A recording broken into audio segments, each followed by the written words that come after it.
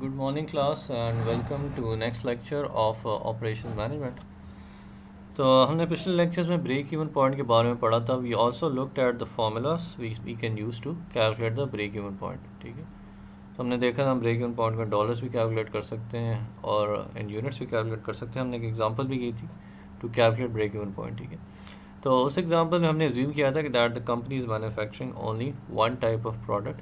ठीक है, तो that was the example for a single product case. ठीक है, समटाइम ऐसा हो सकता है कि a company actually in reality a company जो है वो इस तरह काम करती है कि they manufacture different types of products. ठीक है, सो अगर normally a company is selling more than one type of product, that is the example of a multi product case. ठीक है, सो अगर हमने मल्टी प्रोडक्ट केस में break even point calculate करना हो तो उसका फॉर्मूला आपके सामने है.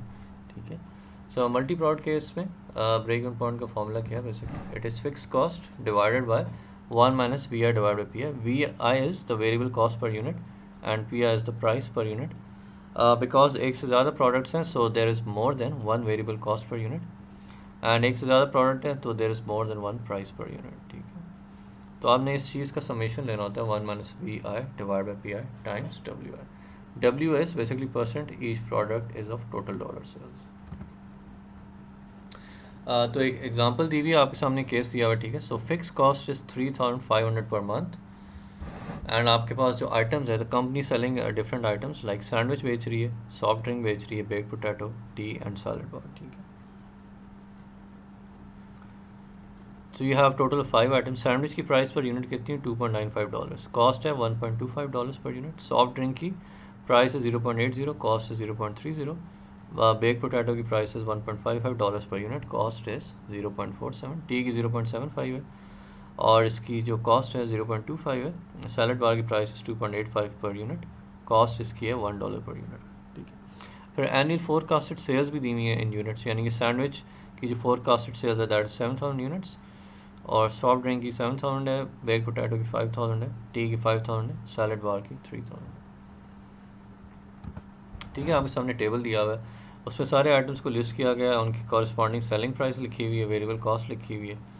ठीक है, तो सबसे पहले v divide by p calculate किया. वी डिवाइड बाई पी क्या है? Variable cost divide by the price per unit. ठीक है, सेलिंग प्राइस पर यूनिट. ठीक है, so v divide by p is again variable cost divided by the selling price per unit. ठीक है, तो ये हो जाएगी 1.25 डिवाइड बाई 2.95 विच इज़ 0.42. फिर सॉफ्ट ड्रिंक के केस में v divide by p is equal to 0.30 divide by 0.80 which is 0.38. फिर बेक पोटैटो के केस में it is 0.47 divide by 1.55 equal to 0.30 और टी के केस में it is 0.25 divide by 0.75 which is equal to 0.3. Salad bar case में it is 1 divided by 2.85 which is equal to 0.35. ठीक है, हमने v divide by p calculate कर लिया. Next we want to calculate 1 minus v divide by t. ठीक है, 1 minus v divide by p. ठीक है, तो 1 minus v divide by p कैसे आएगा? 1 minus v divide by p is equal to 1 minus 0.42 which is equal to 0.58. In the case of soft drink it is 1 minus 0.38 which is equal to 0.62. फिर bake potato के case में it is 1 minus 0.30 which is 0.70. T की case में it is 0.33 यानी कि 1 minus 0.33 which is 0.67.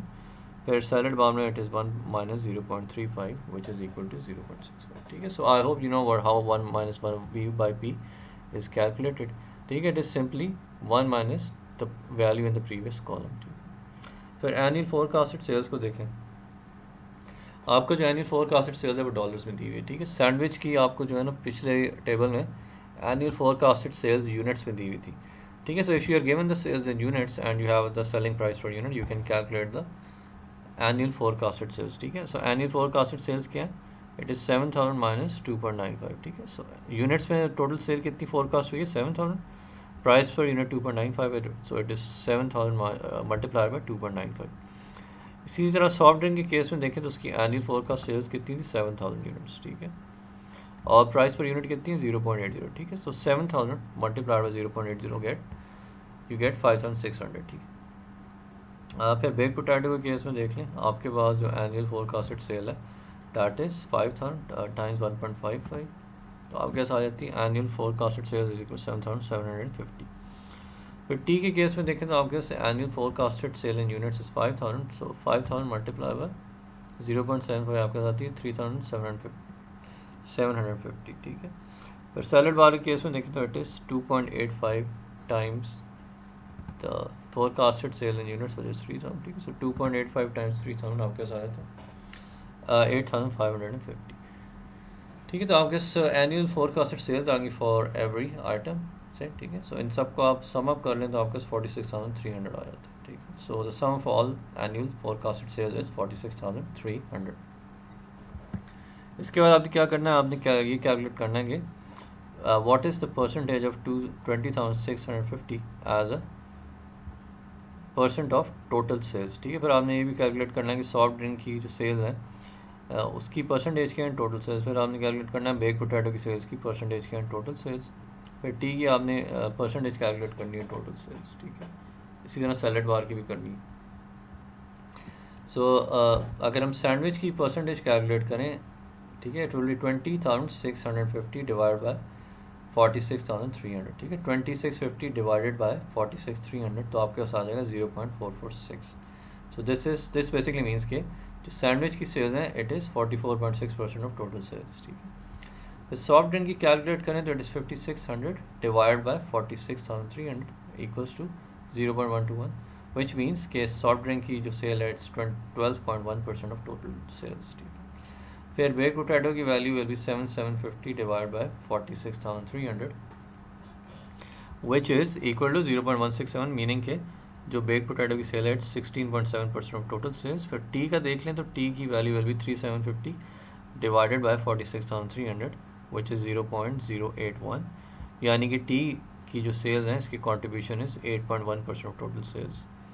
फिर salad bar का देख लें तो 8550 डिवाइडेड बाय 46,300, यानी सैलड बार की जो कॉन्ट्रीब्यूशन है इट्स 18.5% ऑफ टोटल सेल्स, ठीक है। फिर लास्ट कॉलम में आपने वेटेड कॉन्ट्रीब्यूशन कैलकुलेट करनी है। Weighted contribution is simply the product of the value in column 5 and value in column 7, ठीक है। सो आपने बुक्स, ये बुक्स एग्जांपल है तो बुक में कॉलम नंबर्स लिखे हुए, ठीक है। तो यहाँ नहीं लिखे हैं but you can still calculate, ठीक है। सो column number 5 is this 1 minus V P, ठीक है। तो आप 0.58 को मल्टीप्लाई करेंगे विद 0.446 तो आपके पास आ जाएगा 0.259, ठीक है। इसी तरह आप 0.62 को मल्टीप्लाई करें 0.121 से तो आपके पास क्या वैल्यू आएगी, यू विल गेट 0.075। इसी तरह आप 0.70 को 0.167 से मल्टीप्लाई करते हैं तो यू गेट 0.117। फिर 0.67 को 0.087 से मल्टीप्लाई करते हैं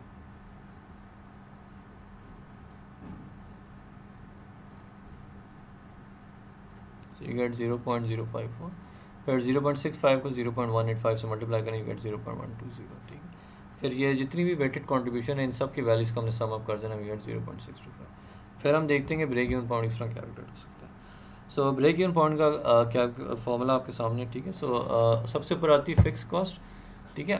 फिक्स कॉस्ट दी हुई है 3,500 पर मंथ, ठीक है। आपको फिक्स कॉस्ट दी हुई है पर मंथ बेसिस पे, आपने एनुअल बेसिस पे फिक्स कॉस्ट कैलकुलेट करनी है। सो वी मल्टीप्लाई 3,500 बाय 12 और उसको हमने डिवाइड कर देना by the sum of the weighted contribution, ठीक है, यानी कि इस 0.625 से, ठीक है। 3,500 multiply by 12 divide by 0.625 is equal to the break even point in dollars, ठीक है। Break even point in dollars की वैल्यू कितनी है 67,200, ठीक है। उसको अगर आप डेली सेल्स भी कन्वर्ट कर दें, there are 312 working days in a year, तो डेली सेल्स के हिसाब से it's equal to 67,200 divide by 312 तो आ जाता है $215.38। फिर अगर आपने ब्रेक इवन पॉइंट कैलकुलेट करना है for sandwiches only in terms of units तो दैट विल बी 0.446 टाइम्स 215, 0.446 यहाँ से आता है हमारे पास। इसको हम मल्टीप्लाई कर देंगे विद डेली सेल्स और डिवाइड कर देंगे बाय द सेलिंग प्राइस। तो so break even point of sandwiches is 33 sandwiches per day, ठीक है, अप्रॉक्सीमेटली 33 सैंडविचेस पर डे, ठीक है। फिर नेक्स्ट आपके डिसीजन ट्रीज हैं। डिसीजन ट्रीज़ को हम इस्तेमाल करते हैं इन डिसीजन मेकिंग, ठीक है।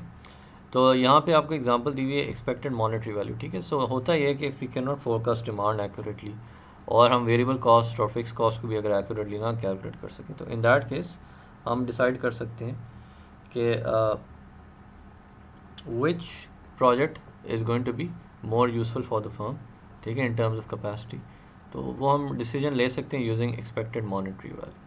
ठीक है, तो हमारे पास यहाँ पे 3 डिफरेंट तरह के प्रोजेक्ट्स हैं। ठीक है, company has 3 choices, it can build a large plant, it can build a medium plant and it can build a small plant. ठीक है, एक चौथी चॉइस भी ऐड कर देते हैं which is to do nothing, यानी कि कंपनी कुछ भी नहीं करती। ठीक है, if the company builds a large plant, so the probability that the market will be favorable, यानी कि लार्ज प्लांट जो प्रोडक्ट बना के बेचेगा, will that be favorable in the market, तो उसकी प्रोबेबिलिटी 0.4 है।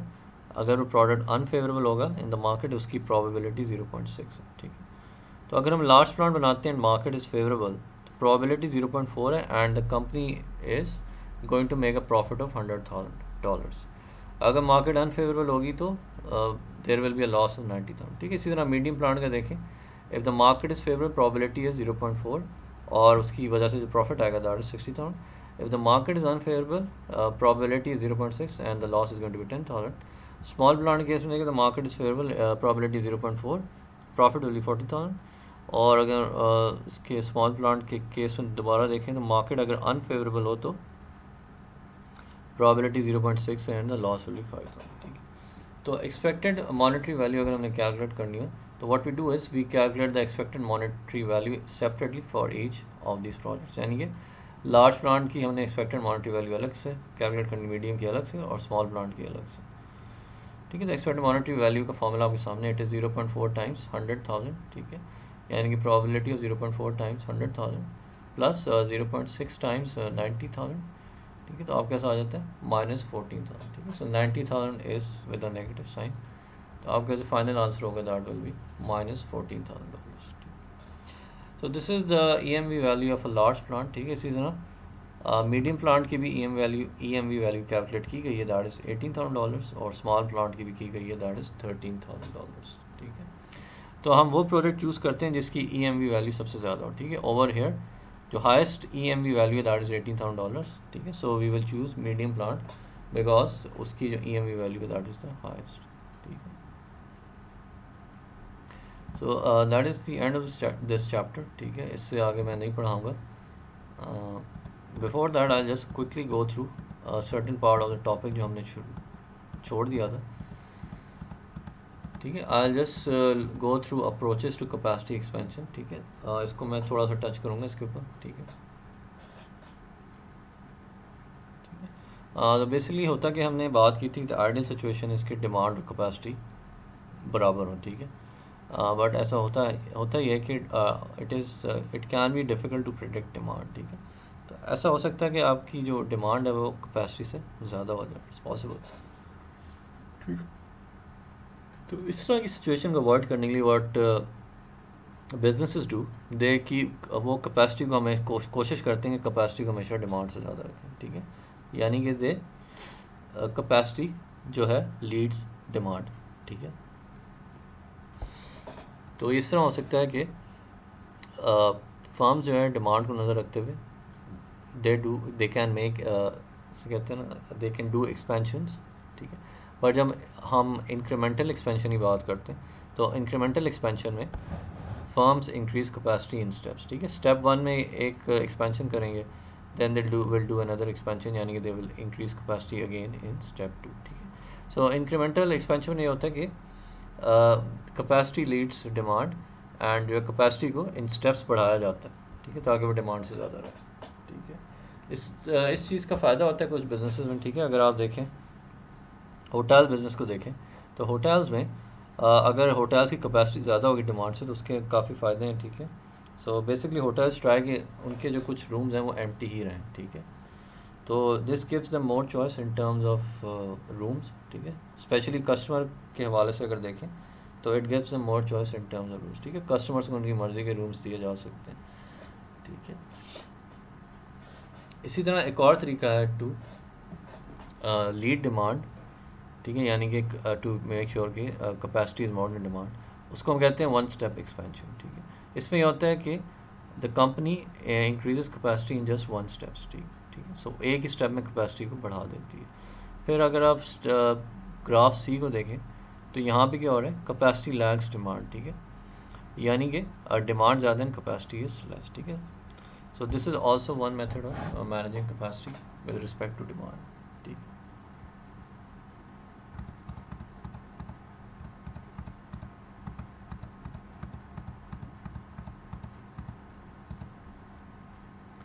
ठीक है, so that is the end of this lecture. ठीक है, and thank you so much and take care, bye.